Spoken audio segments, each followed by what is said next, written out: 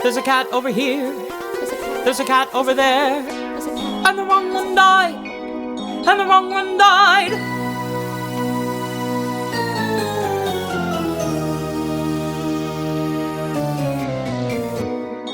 Welcome to The Wrong Cat Died, the podcast breakdown of the Catastrophe. I'm your host, Mike Abrams, and today we have a special guest. She starred as Bombalurina in the 2016 Broadway revival of Cats. Welcome, Christine Cornish Smith, and thank you for joining us. Hello, thanks for having me. So I want to start with before you decided to join the cast. How familiar were you with Cats the musical? I was as familiar as a girl in musical theater who's, heard of Cats, but I was by no means a Cats person. Not a fan? No. Okay, have you seen it before? I had seen the VHS, and I saw it on tour when I was 8, and I don't share this, but I fell asleep. A cat didn't attack you mid-show? Well, I was way up in the balcony. No, they come into the balcony too, I thought. Yeah, I know. They do, actually. I went to the balcony, but yeah, so I have never shared that because I'm so ashamed. I have big issues with parents bringing children to the show. Yeah, it's hard. And because there's not, when you're a small child, you don't have a lot to grasp onto. If you're way far in the back, it's hard to follow it. So I definitely did fall asleep. It's hard to follow it as an adult. Oh, yeah. It's hard to follow in general. Yes. But it's a lot. A lot is the correct word. Yes. Okay, so you became Bombalurina, who I don't actually have an episode for. So How I want dare to. you? I know, right? She is so offended right now, but it's fine. It's because I don't want Taylor Swift coming after me. Yeah. And so how would you describe her? I would describe her as she is fiery, generous, and confident. Yeah. Many other things. She's sort of seen it all, and I think she does have a more mature, motherly presence. But she's also promiscuous, and she's been around the block a couple times. So yeah. No, because she's one of the adult cats, right? I didn't even realize that there were cats, kittens, all these different parts to this. There's Very way more. Important. Yeah, so she's one of the adults. So basically but that's where we get really confusing. What's the relationship with Demeter? Mom, sister? A sister, best friend. Okay. And I think she's older and she sort of looks out for Demeter. Okay. It's sort of her troubled friend that, she has to calm down. She has to, park therapist, all those things. So we'll get into that main song. But I want to hear, what kind of training your character is in multiple songs and multiple dances. How, what was that like? How'd you prepare for that? Especially since, you did a ton in this play. Yeah, no, it's definitely a dream role for me because there's very few shows where you can truly dance, truly sing, and truly act, to kind of the peak of all three of those categories. So it was very exciting for me. But yeah, I had to, I probably was in the best shape of my life because you're crawling, moving nonstop for over 2 hours. So it's intense and you're singing while you're jumping and dancing. And so it's very demanding, but also very fulfilling. And so leading into getting the role, did you watch previous performances besides the VHS tape?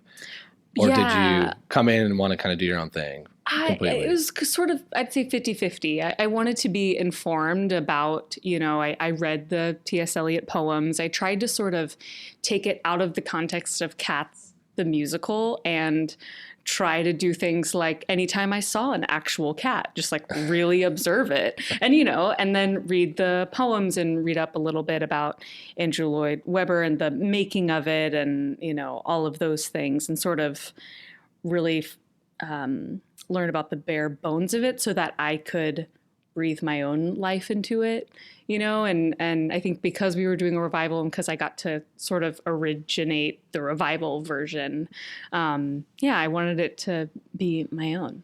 Yeah. So there's a lot of people who have not seen the show, and How dare they? they're preparing this for the movie. Yes. So how would you explain the show to an outsider? Especially since you did research with actual cats. Yes. I always say that Cats is about community, bottom line. And it's about how we come together to survive. And I think that it has withstood the test of time and became such a big hit because it is so universal and it's so relatable, actually, even though it seems like it's not. But each cat has a different personality, and it's sort of, to me, like a dilation or expansion of the human inside of that cat. Yeah. Like, for instance, like Demeter, she's anxious and kind of has like a schizophrenic sort of energy, or, kind of overly pent up energy. And she can just express that in the fullest form. Whereas if you're a human and you're anxious, you can't like twitch and do this and go, you know what I mean? But, that's just the anxious person that is stressed out about work that I just saw across the street in this other form, Interesting. Yeah. So you say it's about survival, but we're gonna celebrate the one cat that dies at the end? I mean, to me, it's sort of, it's like, and someone goes to heaven and they're blessed. And yeah, I think that is more, I always saw it as symbolic. And like, does she really die, or does she just go on to the next layer, the next life? To be reborn. Yeah. Yeah. Okay. I want to ask a few questions about your character. Okay. In particular. So you sing Macavity song. Yes. What's your take on Macavity first? I think that Macavity, the cat. The cat, not the actors. Yeah. We're talking purely about. Oh yeah, no, I didn't know that the song or the cat. Oh no, I love I love the song. I hate the cat. Same.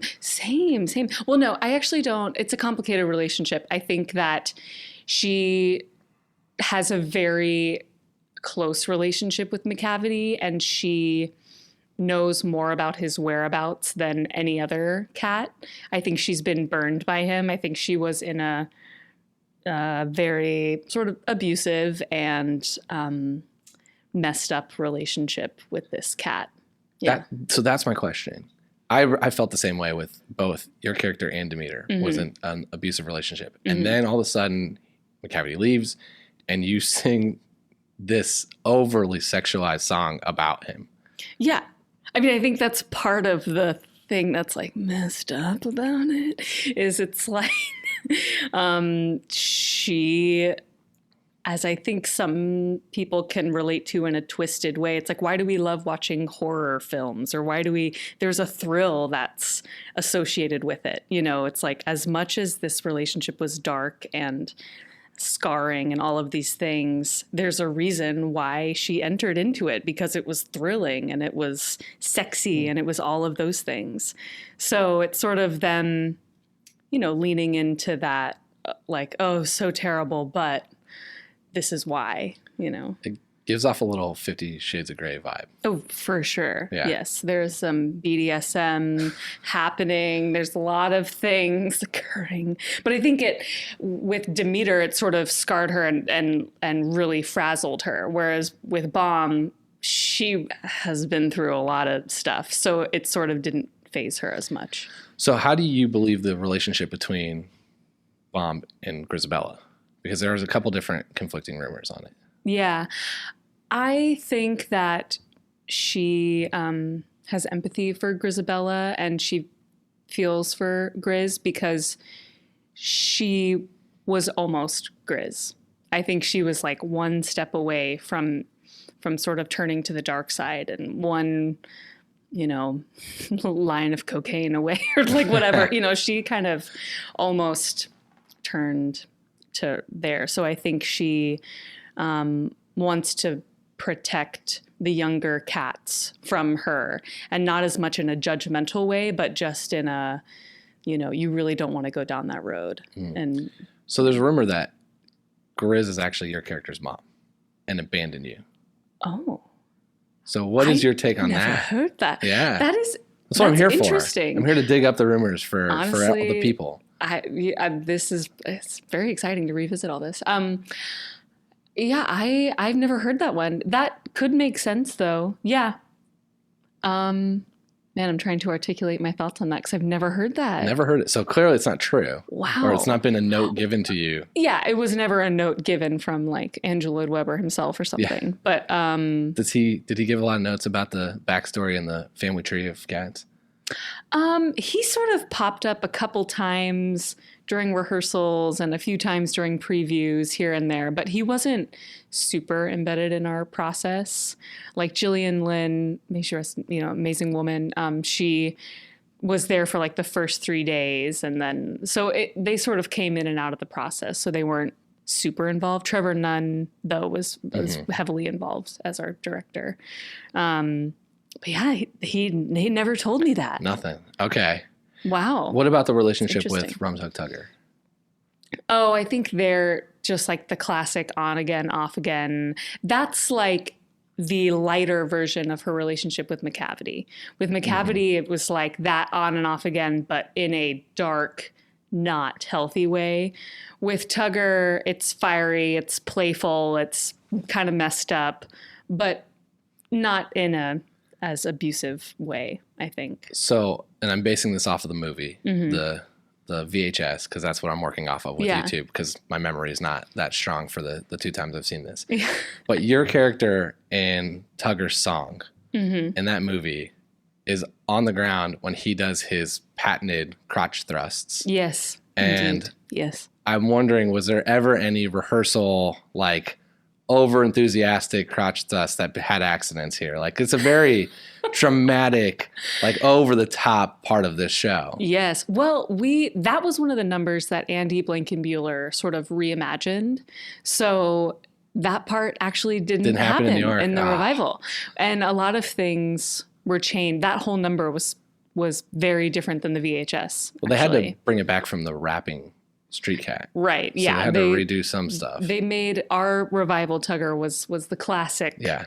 The Terrence Mann. Yes. That I think they learned from the rapping Tugger. from the 1 or 2 years it ran. Right. So you didn't have any issues in your song then when in the New York version? No. But I mean, that was one of my favorite numbers, and Tyler Haynes, who played Rum Tum Tugger, is like one of my favorite humans, and he just did such a great job in the show, and we had the best time. I mean, we were just so perverted and so sexual, but in like the best way. We had a great time. How do you feel about the fact that there's rumors that Tugger and Mr. Mistopheles are together? I think that sounds like that could have happened realistically. Yeah. Because, there are even lyrics like Rum Tum Tugger is a curious beast. Rum Tum Tugger, I think Rum Tum Tugger is bisexual. Yeah. For sure.